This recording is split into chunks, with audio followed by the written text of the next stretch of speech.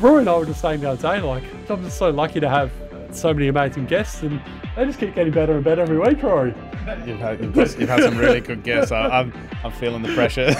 No. Yeah. This is Legends with Bevo, thanks to Anytime Fitness Glenelg and Renelec Electrical Services.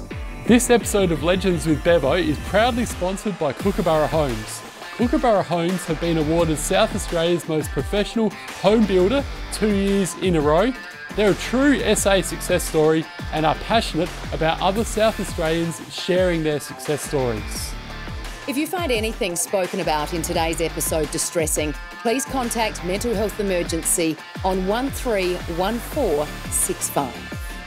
Well, g'day and welcome to another edition of Legends with Bevo, and today we're in for a huge treat. We're joined by a man who was an ex-police officer. Matt Newlands is his name, and he's now doing great things in terms of mental health as an Are You OK ambassador, but his story is a bit of a sad one. Before we get to that, the women love men in uniforms, and you know, there's always that sort of, whether it be a police officer or a fiery ambo, there's always that sort of thing about, you know, guys rocking up to hens nights and whatever, dressed up police officers and this sort of thing. And in your role as a police officer, did it work in your favour whereby, you know, with the ladies, you got sort of hit on being at a party or some sort of situation like that? That's a fair question. I guess I probably have to be careful how I respond, because I was in a relationship when I started in the police, and she's still my wife. I think it's fair to say that it happens a lot, Bev. I think that if that was a goal for someone, is to try to get hit on a lot, then joining a service where you're in uniform is obviously a good way of going about that. So occasional, you know, you get those, oh, look who's here, you know, strippers and that sort of stuff. But that novelty, I think, wears off after a while when you've got like 10 other jobs that you need to go to, and all you need is just people to turn the music down. You're like, seriously, just leave it alone. You know, I get it. We'll post for some photos, that sort of stuff. But yeah, and then we'll get out of there. Yeah, no, you've answered that one well. What about the top three best and worst things about being a police officer over your time? Yeah, cool. Well, the first, I guess some of the stuff that comes to mind is I remember doing a music festival that was down, I reckon it was down at McLaren Vale. I remember it being in like a vineyard type thing. And I guess because we were the police, our job is to kind of make sure that everything is safe. And that included an opportunity to then just wander backstage as well. And I remember playing Frisbee with a couple of the band members of a particular South Australian band that were an international band at the time, which was kind of cool. I didn't actually know it was them. We just kind of wandered around. They were just hanging out and just chucking a Frisbee around. And so they threw it to us, and we ended up just chatting for a while, or just throwing Frisbee, and then thought, should probably get back to work. But it was only afterwards, it was someone had mentioned, you know, sort of who it was. And then we also got told from, you know, some of the higher up people in the police to say, hey, maybe those coppers should stop going backstage. So, you know, we thought, that's fine. That's no dramas. One of the other cool jobs that I got was to, I had to go over to Kangaroo Island for just a prisoner conveyance, but it was on Good Friday as well. And the weather was just cracking. It was on the small police wing that we had. And I remember it was just such an awesome flight to cruise over to Kangaroo Island and get paid, because it was a public holiday, get paid really good money. Only to pick this bloke up. He was such a nice guy that we're just chatting on the flight back, and it turned out we ended up being able to buy like a PlayStation, I reckon it was at the time, like a PS4 with all the extra overtime money. And I was like, this job is ridiculous. You didn't get paid that money to do that.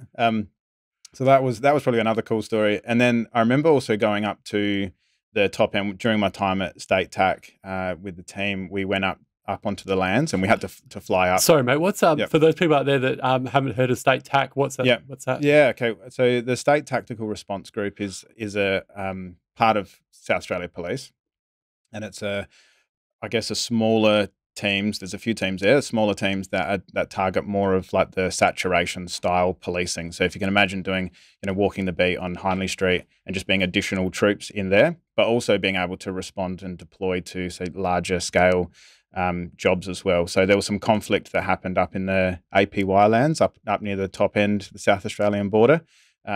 And the local guys up there, there's only a couple of coppers that are up there at any given time.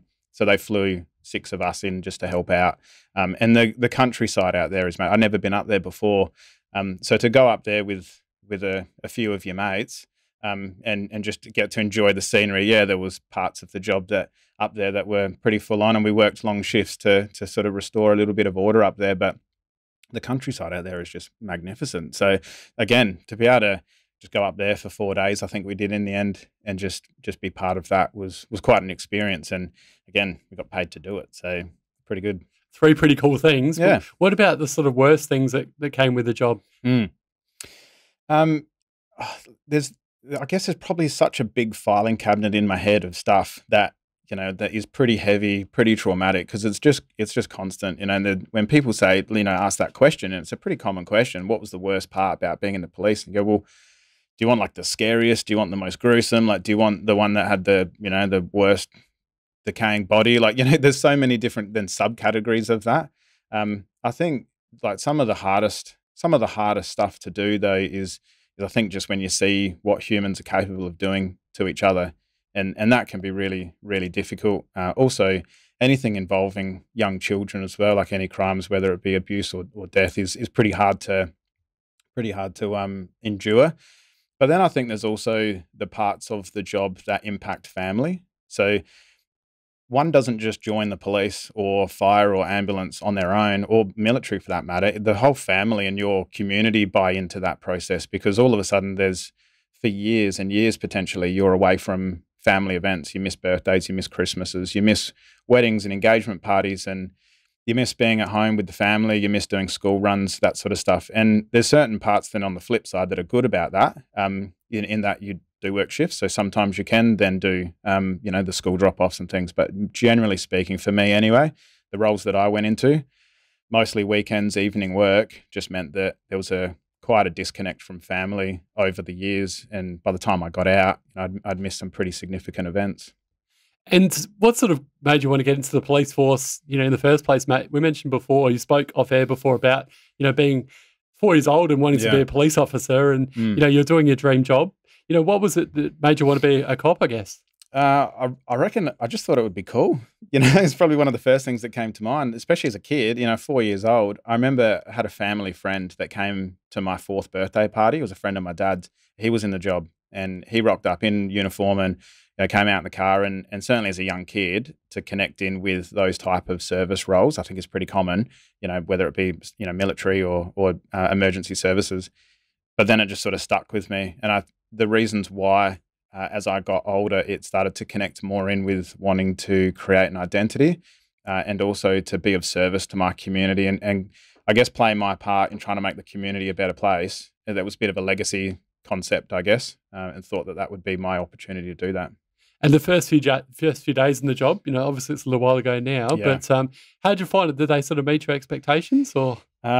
I think so in many respects, but then there's a very big difference between being at the academy and it's all a bit pretend. It's still a good training, I found anyway. But the shift, all of a sudden, it was real life. You couldn't just call end exercise and everything stops, and you get to debrief on how that went, or if you miss something. There's a great deal of responsibility and obviously a significant amount of authority that now comes with being in the job. And at 21 years old, and having that realization the first few days in, to go, what I say and what I do has a significant impact on other people, and it has a big impact on me. It's a pretty big realization. So I think it met expectations in like what the job was about, but I don't think you can really quite get ready for, when you lock someone up. That's a real thing now. It's not just an exercise at the academy within the confines of an exercise. And where does it sort of start going downhill, Matt? 1 minute you're doing a job that you loved, you want to do ever since you were 4 years old, and the next thing you know, you're hating your job, and it's the worst thing ever. Like, how can it just change? I think it happens slowly. For me, it happened slowly, and almost just completely missed it. It was only on reflection years later that I started to see that a lot of the other roles that I played in my community and in my life, so things like being a son, being a husband, being a father, being a grandson, a lot of those other roles in the community had to take a bit of a backseat to the job, because again, like I mentioned before, you'd miss Christmases and we'd miss significant events. And I think then policing is the most important thing. And it was in my life. It was the most important thing, and I can say that now. I probably would have lied to you and said it wasn't back then, but I think because then I put all of those identities aside, and then over time, the longer I was in the job, and then like I guess probably becoming more disenfranchised, maybe the impact that I felt I was making as an individual, and certainly as the police, dealing with the same people day in, day out, a lot of repetition, and feeling as though things are in the community seem to be getting worse. You kind of go, well, what's the point of all of this? And I think that was a key factor for me. It was just over that process of all of a sudden the only thing I was a police officer, and I didn't necessarily like the police officer that I had become.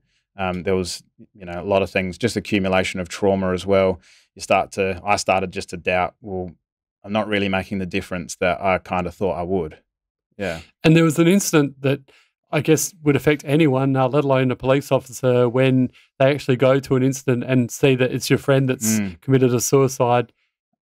That just must have been terrible, Matt. Was that sort of one of the factors that made you sort of go downhill? Yeah, that on reflection, that's certainly been a catalyst. That's something that's been discussed, obviously with my community of care, which includes GPs and psychologists and that sort of thing. Certainly a catalyst. At the time, I don't think I realised the impact or the significance of it. And one thing that emergency services personnel are really good at doing is tolerating high levels of distress and also downplaying the amount of trauma that they might be exposed to. And often that's at the idea of, well, someone else has got it worse than I do, so I'm not going to say anything. And so I think for the other people that were there and other people involved, so closer friends and family of my friend, I had this feeling of, well, they've got it heaps worse than me. I'm certainly not going to say like that was a big deal, because there's people who are going to be struggling with this a lot more than I am. So I just need to suck it up and do what I can to make like the situation that little bit easier. And so that involved just investing more into work and just trying to pick up the pieces, I guess, so that other people could have some time to deal with that. But that was obviously at the detriment of myself, and that I think not having very good mental health literacy at the time as well, I didn't pick up all of the shifts and changes that were occurring in me.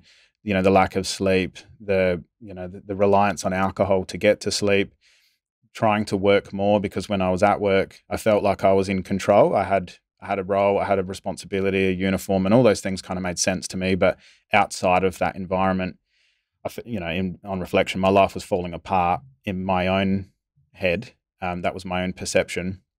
And so I didn't want to be outside of work. I didn't, so it just really rapidly spiraled over about a 18-month period until I was in a pretty bad place and found myself wanting to, and ultimately I was considering suicide myself and came close a couple of times. And you even got involved in committing a crime, which ended up being sort of the reason for getting fired from the police force, something that's quite unheard of as a police officer. What happened there, Matt? Yeah. Short version, I took a baseball bat and kept it, and I got charged with theft. The slightly longer version, we had a job. I was working with a couple of guys. At this stage, I had been stationed at the State Tactical Response Group I mentioned before. This was through 2015. We came into possession of a baseball bat through a particular job, and I cut corners. I brought it back to the office. I thought I'll give it back to this lady. She was known to us. I thought I'll just give it back to her the next time we see her. There was a lot of, I guess the only thing to describe was banter about it being a team bat, and everybody else, it was a joke. But to me, I wasn't in a good way. And I hesitate over this point because I don't want it to sound like I'm using my mental health as an excuse. I think I might have mentioned off air that my behavior I take full accountability for, and my mental health at the time is not an excuse for my behavior. It allows an explanation for me to make really, really foolish and poor decisions. I basically took it seriously and thought, this will be the team bat. I don't even know what that means. Like even now, I don't know what that was going to actually mean, because it's not like it's a piece of equipment that we can use. It's not, can't do anything.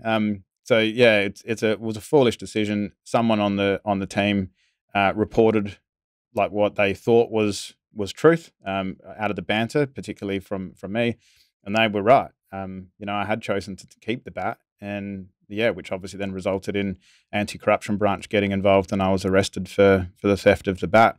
That was August 7, 2015. I was arrested. I was put in a cell at the City Watch House, fingerprinted, bailed, and I was, obviously stood down from my duties at that time, pending the investigation. That took some time. And then in 2016, I was convicted for theft by the Adelaide Magistrates Court. I pled guilty. I was convicted for theft, and SAPOL sacked me. Just prior to the court matter all being wrapped up. It's a credit to you that you've gone through such a tough time. Sad that you can't ever be a police officer or, AMBO or anything. It's sad that you can't sort of get back into that ever again. But at the same time, it's credit to you that you've been able to turn things around. But was there like a mentor or someone from the family that was your wife there or someone that you had? Yeah, for sure. I don't think that the journey that I went through, so 2016, the beginning of 2016, before everything all sort of wrapped up and finalised and I was sacked and convicted, I made a conscious decision that if I wasn't going to kill myself and I had to live then for the next however many years that I've got here, then I wasn't going to be a victim of my own mental health, that I was going to find a way to reprogram myself with the help of other people so that I could not only just survive life, but I could do something worthwhile and something meaningful with it. So, which was around the time that I told my parents, because in essence, I kept my mouth shut. When I was first arrested, I didn't tell anybody like the story. I didn't really admit it to anybody. A lot of people was like, this is crazy. There's no way he would have done this thing. And I think I was almost relying on, there was a lot of shame obviously involved, but I wasn't sure if I would survive it anyway. I was living day to day at that point. And then I was like, no, I got to do something different here. So I had already made a decision to get better before I was then sacked and convicted. That was certainly a bit of a setback when those events occurred. But I had, like, my wife was certainly a key player in that. She still is. And then I had a couple of close mates as well who were in the police and still are. And yeah, had it not been, I guess, for those key people, obviously my dad supported me through all of my court stuff.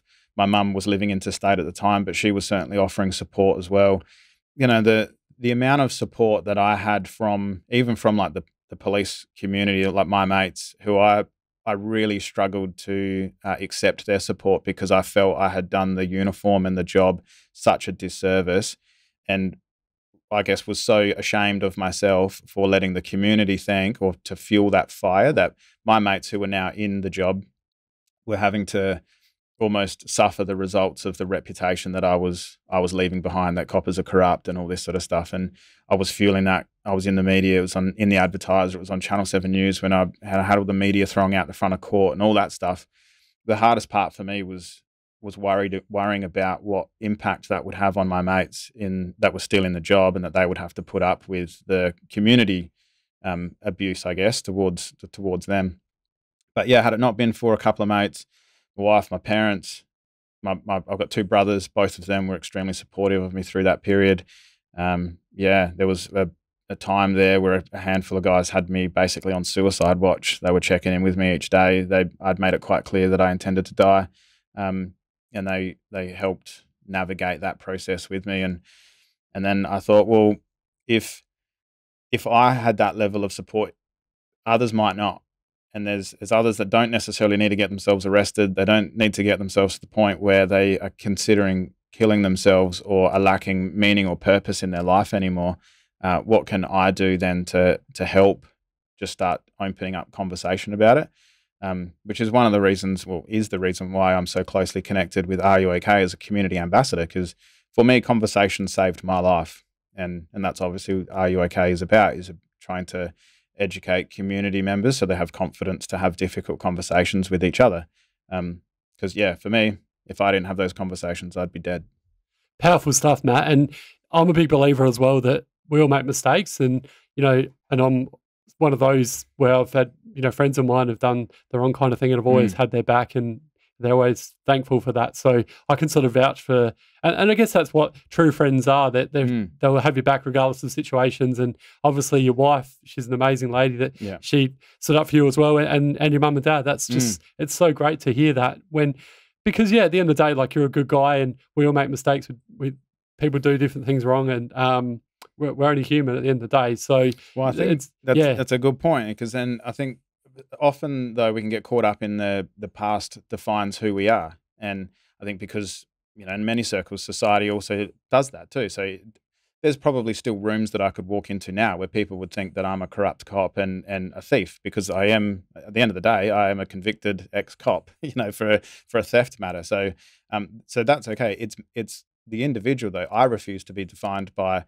like a period of my life where I wasn't making wise decisions. And so I now have the control to define who it is that I am today and who it is that I'm going to be in the future. And I've made a conscious decision as to who that man's going to be. And so now it's just in everything, in all the small activities from day to day, that I get to take control back of that.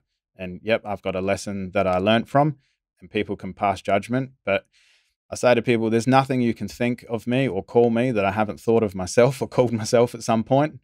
So yeah, it's all back. The control is mine now. I get to do this stuff. I get to talk openly, and I appreciate having guys like yourself who are happy to have these conversations so we can actually talk about it. absolute pleasure. And like I mentioned before, it's a credit to you for not only overcoming those terrible hurdles, but openly speaking about it and helping people out. So tell us more about what you do these days to help people out with mental health, Matt. Well, there's actually quite a few. I'm very fortunate. So obviously, other than being an Are You OK community ambassador, which is really important to me, and I'm really grateful for that opportunity. Because like I said before, it really is all about having the conversation. And I think some of the stuff around Are You OK is that I hear in the community as well is, well, what do we do next? And the campaign is really around there is more to say after Are You OK, and Are You OK recognise that. And in fact, they've got the 3 extra steps as well around the important part of listening and encouraging action, and then also checking in on people. So that's really powerful stuff for me. I'm very grateful, and I'm fortunate to work in a day job that puts me in direct company still of emergency services and first responders. So I work now for Military and Emergency Services Health Australia, which is a charity under the Hospital Research Foundation Group. And it used to be called The Road Home, so some people might know it from that. In essence, we're a research institute that is looking into all things that might be military and emergency services focus, anything from the impact of the Operation Canine dogs with veterans with post-traumatic stress. Is obviously just one of them. We're looking extensively into the impacts on family members, particularly children, around having, I guess, a service member with post-traumatic stress or other distress symptoms at home, and what those impacts would be. I think we've currently got about 25 different projects that are going into research, so that we can look at coming up with some innovative strategies and interventions that impact the functional impacts of post-traumatic stress and other things like anger and depression and suicidality, what that impact has on their day-to-day living. And so I'm involved there with the service delivery side of things.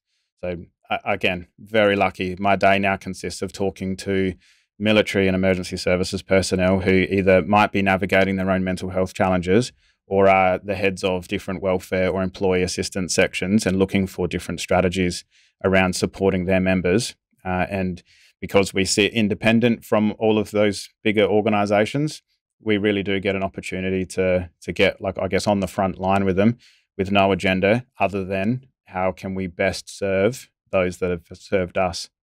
So yeah, that's really at my core. We do rely heavily on sponsors and partners and stuff in that space as well. And the Hospital Research Foundation has their home lottery and that sort of thing. But yeah, fundamental to us is really about how we can best impact those on the ground, on the frontline service, so we can have resilient, well-adjusted and well-supported military and emergency services personnel. So that's a key thing. I do a bit of consulting work as well, particularly in the men's health space, with a couple of men's health initiatives. There's one in Victoria that is soon to be going really a national reach, called the Male Hug. So people will be able to find that online as well. And the concept there is really about just trying to encourage men to talk. Again, it comes back to that idea that if we open up and we have a trusting space that we can share openly and vulnerably, then we've got support of other people around us rather than doing it alone. So that's really powerful. And then aside from that, I'm also a qualified counsellor. So I do occasionally get people just calling me up, just wanting to, I guess, just get a few things off their chest. And that's okay too. So I think really from basically the time I get up in the morning to the time I go to sleep, I just live and breathe, this space around mental health. And I think because it's a passion of mine, I just love doing it. And it, importantly, I have to say as well that self-care is a significant thing. So I do have a community around me as well of good men and good friends as well. Physical movement, getting out into nature and that sort of stuff certainly helps keep a lot of all that other stuff, that heavy stuff, in check. Well done to you, and it's great that you can actually follow your passion with mental health and doing great things to help out others as well. And it's what I think is wonderful is that it just goes again to show, we've seen it with AFL players who have been behind bars. We saw Marlon Pickett, the Richmond player, a couple of years ago, playing a premiership, or playing his very first AFL game, win a premiership, which is just an amazing story. And it just goes to show you that I just love people getting second chances, and you're another great example of that, Matt, because we do make mistakes, but then it's the way you overcome these mistakes, and the fact that you've been given another opportunity and is wonderful, and the fact that you're sort of doing great things in mental health is just so good, mate. So I'm so proud to hear that. And thanks, man. We'll just get back to the police force, though, because we were speaking off air about this before, and I'm going to get fired up here, because one thing that does my head in is people that just have no respect for not only police officers, but AMBOs, AMBOs in particular. They're trying to save people's lives, and these dickheads out there that are just, they're basically abusing AMBO officers who are doing their job, and this is just absolutely disgraceful. What's your thoughts on it? And do you feel as though these days being a police officer is even harder now because all these idiots on drugs and alcohol don't fear the police anymore, and they just have no fear for anyone or any sort of police officers, you name it, that sort of thing. So you're right. There seems to be a bit of a social shift, and I think one of the key changes that I noticed was around social media. And I think that the difficult part about that is now the public are able, and at times rightfully so, to get involved in any incident. Everyone's got their phones out now, don't they? You walk down Hindley Street, you see anything with red and blue flashing lights, and there's going to be half a dozen people filming what's going on. I guess the problem that we've got then is people rushing to judgment without context. And even off air, we were talking about a number of different incidents that we've seen come into the media where police have been highly scrutinised publicly around their actions, only to find out maybe a week or two later that there was more to the story, which is generally the case anyway. And I think that goes probably with everything on social media. But you're right. I think that I'd noticed a shift during my time where now the community, small parts of the community, I think majority of the community love what emergency services do. But they're more often than not the ones that don't need the emergency services as well. So alcohol and drugs play a significant part in people making foolish decisions. And I'm mindful of the fact that there's probably a very real chance that you talk to some of these people who have acted out against police or AMBOs after, when things have all worn off, they're probably just as disgusted in themselves as the rest of us are.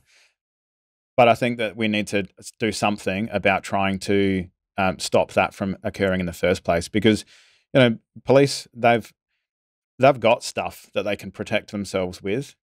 AMBOs don't. It's not just AMBOs. We're talking about nurses and doctors in emergency rooms as well. The amount of crime that occurs and assaults that occur on health professionals who are trying to save people. In essence, that is the reason why they exist and why they are passionate about what they're doing. You'd be hard pressed to find someone, rocking up at 2 o'clock in the morning into a highly volatile situation in an ambulance uniform that's not somewhere just wanting to be of service to the community. They shouldn't have to fear that they are going to be harmed in any way. They should be able to just get in, get their job done, which is protecting us, and the police included, and then going home safely back to their families. So obviously I'm like you. I don't tolerate any of that type of violence, certainly towards our healthcare professionals. I don't have much time for it. Yeah, well said, because you hear these stories out the front of Lyell McEwen and other hospitals, and nurses getting assaulted and this sort of thing. And, Matt, just it just does my head in. There's absolutely no excuse for it. I don't care if people have drugs in the system, they've got alcohol in their system, whatever it might be, mental health issues. There's no excuse for doing that to our healthcare professionals, like you said, the innocent people trying to save people's lives. And yeah, it's just absolutely disgusts me. And we'll finish with something as well, which I guess it's been a topic of discussion the last couple of years. And recently, a couple of weeks ago in Melbourne, there was another situation whereby on Burke Street, we're very lucky that no one got killed or injured in this particular incident. And obviously we saw a few years back that idiot was hurting around Melbourne and killed, I think, 6 innocent people. And what I guess wanted to ask you about is, on both of these occasions, the police officers have decided not to shoot. Now, I understand that they don't want to hurt pedestrians or anyone else that's an innocent bystander, but particularly the case that happened a few years ago on Burke Street, if this particular police officer shot down the guy's tyres or shot him in the leg or something like that, this would have prevented these people dying. So I know it's a tough one to answer, but what's your take on the situation as an ex-police officer? Yeah. My initial thoughts on that is that probably the worst thing we can do is rush to a space of judgment on the officers that were involved. And the reason why I say that is because we're talking about an extremely intense situation that requires decisions to be made within a very, very short time frame, decisions that involve potentially taking another human being's life that can then be easily scrutinised by us as we sit in a nice, pod booth, where it's, we've got water and we can look back on things and we can weigh up all that stuff. And I think I'm not so sure that the community know the amount of rules and policies and things that police officers have to act within as well. And I'm not sure, but if VicPol's anything like SAPOL, the idea of being able to, shoot limbs and to shoot parts of vehicles and that sort of stuff, you're just not allowed to do that. There's very strict, very clear rules around justification for use of a firearm, and I'm pretty sure that there'll be pockets of the community that if he had drawn his firearm and pulled the trigger, there would be pockets of the community then that would be judging that harshly as well. So in those sort of situations, it's often for the officers involved, you're damned if you do and you're damned if you don't. You do the best you can with the information you've got and you make those decisions at the time. You're right, we're very lucky that nobody was injured. And I think, though, for me, I don't necessarily look at the actions of the officers involved. I look at the actions of the person who was committing the crime in the first place, and he's very lucky to be alive. And I think the other part as well is that members of the public will often be pretty confident as to what they would do if they were in that situation until they're in that situation. Because again, easy for us to say, if I was there, I would have shot the tires or shot his arm or something like that. But until we're in that highly, highly stressful situation with a lot going on, and we're now talking about potentially taking the life of another human being, yes, they're highly trained, they're highly skilled, but that's still a big decision to be making very quickly.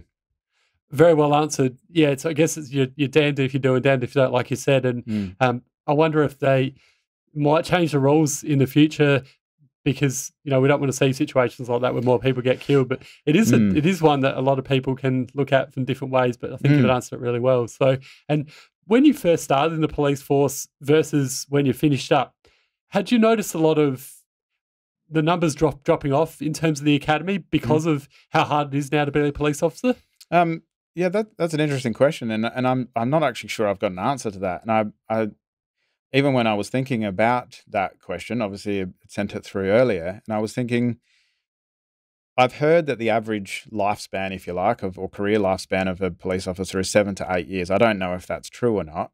But then on the flip side of that, I've also spoken to a number of emergency services personnel who have served 20 odd years in the job, and potentially even those that want to get out but not quite sure what else they could do because there's a fear that their skill set doesn't transfer over into the civilian world. So I'm not sure if the attrition rates match the recruitment side of things. I know certainly in South Australia, there's been a couple of adjustments around policing models and that type of thing, which has caused a redistribution of numbers.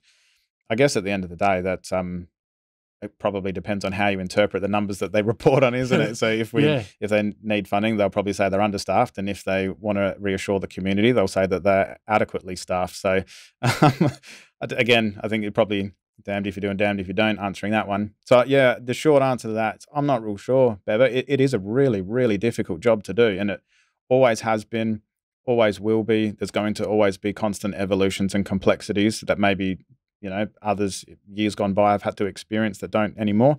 But now it's evolved into a different kind of beast, and those roles are heavily scrutinised all of the time. And particularly we talk about that Burke Street copper.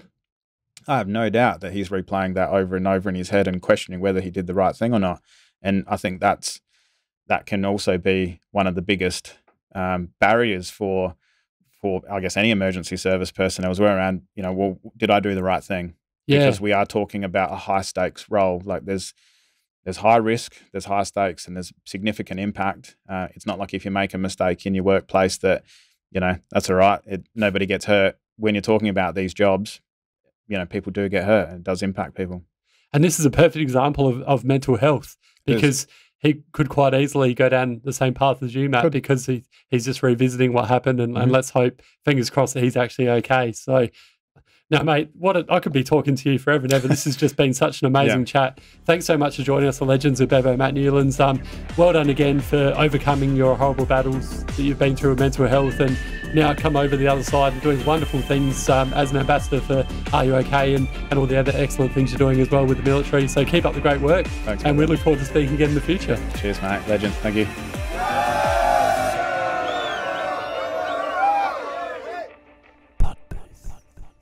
Sounds so good.